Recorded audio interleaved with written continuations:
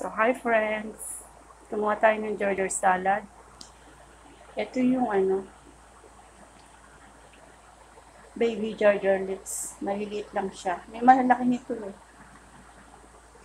So, binili natin siya sa supermarket. Malinis na siya.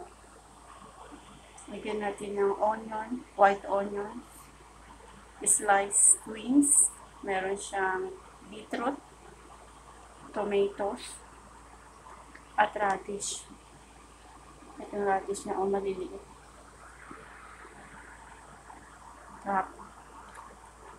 So, best serve po ito pagka kakainin nyo na, tsaka nyo ilagay yung sauce.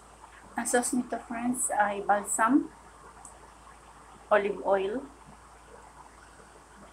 beef siruman, lemon at salt. Yun lang. So, lagyan nyo na sauce kung kakainin nyo na para hindi siya malanta. Alright? Napaka-healthy nito friends. Super healthy. Ayan, Georgia salad friends. Thank you.